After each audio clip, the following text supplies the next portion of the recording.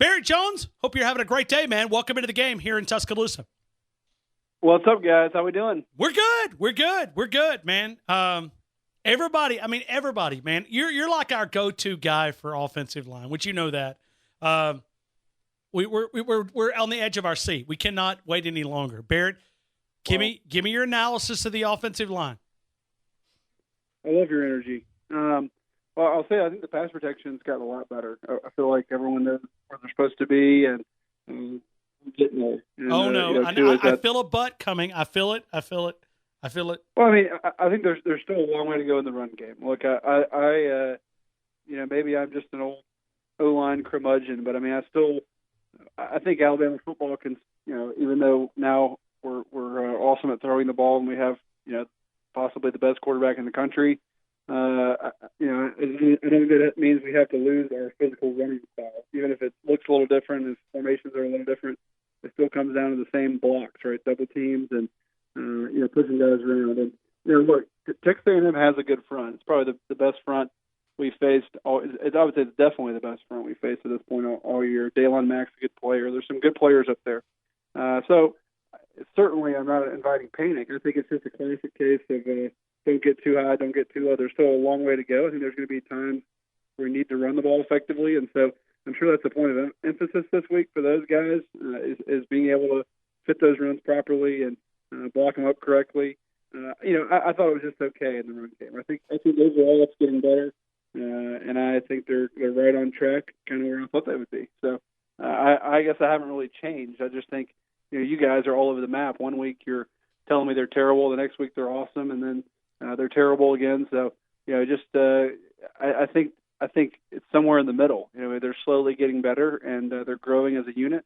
There's less boost, there's less mental errors. We just got to blow some people off the football.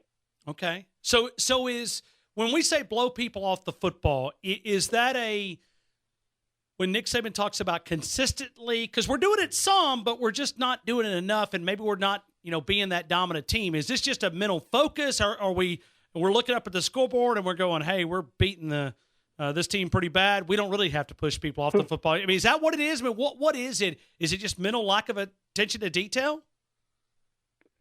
That's a good question. I don't. It's a combination of things. I'm not going to go ahead. I don't know these guys' mindset, so I can't say it's a lack of attention to detail. But I mean, it's certainly. I think there's something to it that back in the day. I say back in the day. It wasn't that long ago, Ryan. I'm making myself sound very old. That's really was the emphasis of every practice we had, right? Was blowing people off the football, inside run drills, that kind of thing. And I'm sure they're still doing the same things down there. But now the offense obviously looks a lot different. So I'm sure in the team drills there probably are a lot more passes because that's just kind of what they're seeing more. So I'm sure there'll be an emphasis this week on running the football, repping that a lot more times, and just continuing, like you said, to get consistency. I mean, that has been the issue because there are times where there's dominant run blocks. And I mean, you look at this line, there's a bunch of beef up there, right? I mean, there's some beefy dudes. There's really no reason why we shouldn't be blowing people off the ball. It's one of the most physical offensive lines we've had just as far as talent goes that should be able to blow people off the football. So I think we'll continue to see that more and more as the season goes on. But I do think overall it's gotten a lot better. It's gotten more consistent. The pass protection's improved. But it just has to keep getting better and bleed over into the run game because it's certainly not an ability issue with these guys. See, I feel like we rob your time from the game because you're like our offensive guy. I mean, Marquise, how many times a week do we hear, ask Barrett this? And so I feel like we rob your time with all offensive line questions and not questions about, general thoughts. So we apologize for that, but we do appreciate you allowing us to lean on your expertise. I'm happy to help, Ryan, any way I can. And, I only got these few 15 minutes. I'm just sitting here kind of like, I almost feel like every time I come on the show, you guys are all just sitting on the couch, laying your head back, and I'm the psychologist who's kind of peeping into your brains. It's a scary feeling. Hey, you are. I mean, it's not just me; it's the callers too. It's like literally, it's become a theme. You got to ask Barrett this. So we got the offensive line down. Let me get your overall thoughts about Alabama's win over Texas A&M. Maybe what you saw from your perspective. Well, I mean, positive standpoint, it's more the same. Look, I mean, Tua is playing at a level that I don't think a quarterback at Alabama has ever played at before, and that's no disrespect to anyone else. I just think the way he's seeing the field right now, and using the weapons at his disposal, it's pretty amazing to watch. It's a lot. Sure, it's a lot of fun. I mean, it's a blast to watch the games, and it's just it's the way he sees the field. I know I've said that before on the show, but it blows my mind. I mean, for a sophomore, he's really only getting his fourth or fifth start. To be able to see the field like that, it's just it's pretty incredible. And if there's somebody open out there, he's going to find them. And that's it's a pretty incredible. And you mix that with the fact that he's got a rocket launcher attached to his left arm.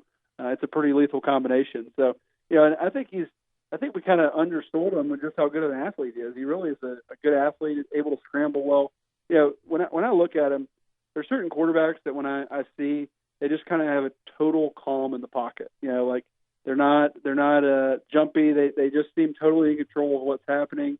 They're aware of where the pressure's coming from, but they're unaffected by it, and they're able to keep their eyes downfield. He's one of those guys. Honestly, the comparison I keep making in my head to Tua, honestly, is Baker Mayfield. I mean, that's who he reminds me of, kind of just a lefty. He's probably a little bit of a better athlete than Baker, but just able to sit back there and kind of have a good understanding of where everything's coming. And even when he gets pressure, he seems pretty unaffected by it. So he continues to impress.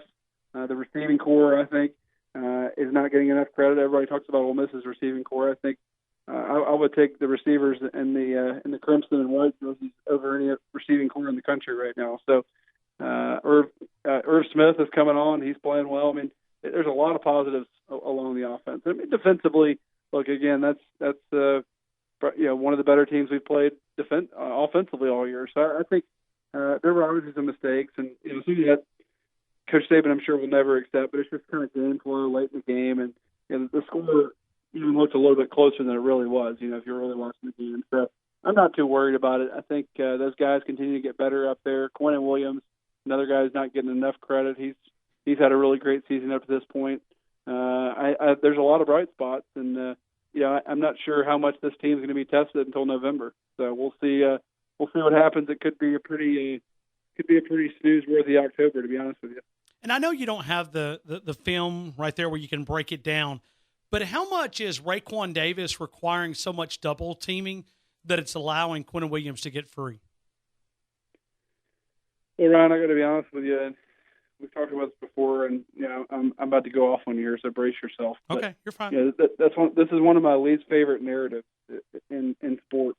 Probably is this whole double team narrative, and it makes its way. And even announcers who I really respect, who are probably quarterbacks, they say this, and I've never once in my entire life double teamed a guy unless the play called for it. You always see an announcer go and circle oh, look, they're double teaming JJ. Well, yeah, I mean, that's the way the slot protection was going, That's just, honestly, and maybe, I'll take that back. There was one time in my whole career, it was JJ Watt in the prime of his career, and we said, if there's no one blitzing, if you look up and it's third down and you can tell there's no blitz and you have nowhere else to slide, you're not sure which way to slide the line and slide it towards JJ Watt. Other than that one time, and only in that certain situation where no one's blitzing, all other times it's dictated based on what the play is. And so you just can't afford, when you only have 11 guys in the field, you can't afford to waste two on one guy. Now, if I think one thing that is real is you say, well, if you have a good D lineman, that affects the linebacker play for sure. Those guys have trouble getting off the double teams because when they're double teaming somebody, they're trying to get to the linebacker. And so for sure, when you have a talented defensive tackle, it allows those linebackers to make more plays because they are occupied by the double team, and they're unable to get a lot of movement up front and come off on that linebacker. And the more space that linebacker has, the more freely he can flow over the top and make plays. So that much is true. But as far as demanding a double team, one guy over the other, it's not a real thing, Ryan. See, this is offensive line 101, and that's why the professor Barrett Jones is coming in, and we're taking. I didn't hurt your feelings, did I? No, you didn't. Hey, listen, man, trust me. I love taking notes. From someone who is an All-American. I'm sitting on literally on the edge of my seat. I just looked down. pulled up the headset a little bit close because I wanted to hear what you said. And then next time I explain it, it'll make me look even smarter. For those who didn't listen the last 3 minutes of the show, they'll think, man, Ryan really knows what he's talking about. There you go. Well, there you go. Yeah, I guess they will. Well, I mean, and again, I mean, it is a, while we're on random narratives, let me tell you another one that drives me crazy. Okay, yeah, please do. Yeah. Do I have a license to just kind of go wherever I want? Sure you do. Yeah. One of my least favorite ones is when people say, when someone they're on the 3-yard line and they get a false start and they're like, well, that's good. They need more room anyway, to throw a touchdown. I hate that one. I'm like, you're telling me they'd rather be 8 yards away from the end zone than 3? I don't buy that. I've never heard a coach say, well, that's okay. It's okay that you got a false start. If that were actually true, then I think they would just get a false start on purpose and be from the 8. Were you watching the Saturday night game? Was it Stanford, Oregon? That was the overtime, right? Or was it when the illegal procedure happened? Were you watching it when the announcer said that? Is that where that's coming from? I was not, but okay. I guarantee you that every time they say it, every time it gets me. I don't understand where that came from. I've never heard a coach say that they want to be further away from the end zone. So, I mean, I don't get that. I mean, you're telling me you'd rather be on the 8-yard line than the 3. Where does it stop? Would you rather be on the 1-yard line or the 5? I mean, I'd rather be on the half-inch yard line. That's where I'd rather be. So I don't know. Maybe I'm in the minority. I guess I'm not an offensive guru like these guys, but I don't get that. So that's another one that just drives me crazy when I hear. Well, you heard? Did you hear about Tua Tagovailoa taking the sack? Have you heard the story? Okay. So the story that Nick Saban shares at some of the booster clubs, and matter of fact, he even shared it on Saturday with that behind-the-scenes special. When Tua took the sack in overtime, obviously he said it's a standard rule that, when you're trying to type a game, you don't take that sack in overtime. Sure. And I guess once the play had happened in the locker room, Nick Saban, being the expert coach that he is, he walks up to Tua and he's still trying to coach him, even though they won the national title, to not do that in the future. And Tua looks at him with this little smile that he's got, and he goes, Coach, don't be so upset. I was just trying to give us more room to throw the football. And Nick Saban says, that blank ain't funny. That's pretty funny. Well, it was funny to me, too. That's funny. I could see that. He was probably smiling. That's a pretty good comeback. It is. Well, I think Nick Saban would have probably rather have a second 10 than second 20. I can guarantee that. It worked out pretty well in that case, but I don't think any coach would purposely put himself in that situation. So, anyway, I don't know if I think of any more narratives that anyone else tell you. Yeah, I love this. Those are two that come to mind. Yeah, I mean, we're cleaning up the ignorance, lack of knowledge in football, and Barrett's helping us get from point A to point B. Barrett, outside of Alabama in the SEC, anything grab your attention out there? Last week I called Clemson versus Georgia Tech, which was very interesting to me. Because keeping a close eye on Clemson, given that we've played them the last 3 years in a row in the playoff. And, honestly, I was not impressed with Clemson on tape initially when I was going into that game. They've been a little sloppy to start the season. Obviously, we're very sloppy against A&M, but particularly now that we've also played A&M, you look at that comparison and you think, well, it's not going to be much of a game if we play Clemson again. But I do think Clemson was very impressive in person. They're extremely talented. The biggest adjustment, they just made it. They announced it, I think, yesterday, is that they're going to be starting Trevor Lawrence now. And for those of you who didn't watch the game, and I know it's probably most of you because the game was on at the same time as the Alabama game, I believe. But Trevor Lawrence, was in a quarterback battle with Kelly Bryant. Kelly Bryant started the game, went 3-and-out 2 series in a row, and they put Trevor Lawrence in, and he scored every single time he was on the field. I think 5 touchdowns they scored on his 5 drives. And so he was extremely impressive, and he's a game changer. This kid's really good. Now, he's still a freshman. He might be, a year or two away, but he gives them a chance to be they have a much higher ceiling now as a team with him at quarterback. And, they have a lot of talent up front on defense. I think their secondary is a little they to me, they're a little sketchy. I didn't get to see it much in person because Georgia Tech obviously has one of the most anemic passing attacks I've ever seen from a football team, to be honest with you. Even some of these previous Georgia Tech teams have had decent passing attacks, but this one's not very good. And so So they weren't tested at all, other than their tackling ability on the edge. But I think that's where their weakness is. But offensively, I think they're going to be a different animal the rest of the season with Trevor Lawrence. I think Dabo made a good decision to go ahead and start him. And I think by the time the playoff rolls around, they're going to be a quality opponent, because this kid right here is special. I think he's like number 1 overall draft pick kind of special in 2 years. So he's pretty good, and he's also got a beautiful head of hair. So if you haven't seen him yet, you'll see him all over SportsCenter these next few weeks. But he's a pretty good player and a guy who can make some noise in the national picture. Yeah, and you tell me if you're going to subscribe to my thought of this. Okay, I'm thinking that Dabo made the switch to keep up with Alabama. He's got to get more out of his quarterback production, right? I mean, he's got to. I mean, I'd rather do it, 4th game in than, 9th, 10th game into the regular season. I mean, get this guy some experience, knowing. I'm not going to subscribe to that theory. I'm just going to say that I think that there's no doubt when you're watching that game who gives those guys a better chance to win right now. But see, I didn't watch it. See, that was the problem. So that's why I had a bad theory. Right. No, I don't think Dabo's worrying about. I mean, don't get me wrong. They were worrying about what Alabama's doing. They're keeping up with them. Actually, talking to some of their players, several of them mentioned Alabama, obviously. Which, I mean, you can't blame them. It's 3 years in a row they played, so that makes sense. Including the guy who still haunts the Alabama fans' dreams, Hunter Renfrow. He mentioned Alabama, and so it's definitely on the forefront of their minds that they want to get back there and have another opportunity to play those guys. But they've got a long ways to go first. Even though I say that, you look at their schedule, they're almost a shoe-in unless they just totally fall apart one game.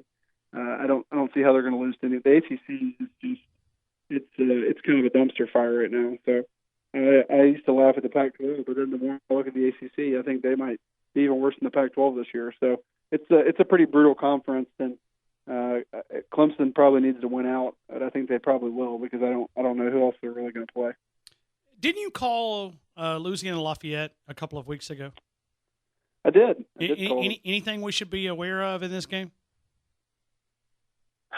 No, I mean they're not. I mean, I love Coach Napier, and they also, he's the former wide receivers coach, now the head coach there. Rob Sale, who was my assistant O-line coach, is now their offensive coordinator over there at Louisiana Lafayette.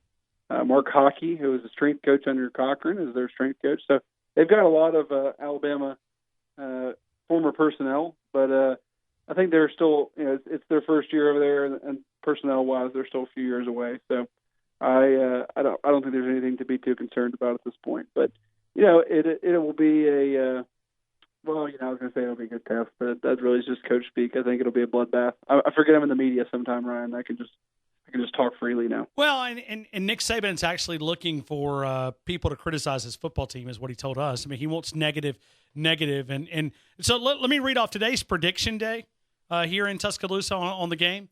And let me just read off the first hour with predictions. You ready? I mean, we're not abiding by the Nick Saban rule. 62-0, 66-0, 63-3, 68-3, 54-6, 59-3, 51-7, 62-3. So we're not abiding by the Nick Saban. I'm going to tell you that I will be very surprised if Coach Saban puts up 60 on a former assistant who he likes. So I will put me in the 52 range. Okay. All right, Barrett, I'm going to throw it back to you, man. You always have a chance to give us a little scripture, a little advice, and a little inspiration as we travel through the week, man. Sure. Today I'm reading out of Romans 12:1. It says, "Therefore I urge you, brothers, in view of God's mercy, to offer your bodies as a living sacrifice, holy and pleasing to God. This is your spiritual act of worship." I love this verse. I've done it, I think, every year. It's one of my favorite verses in the Bible.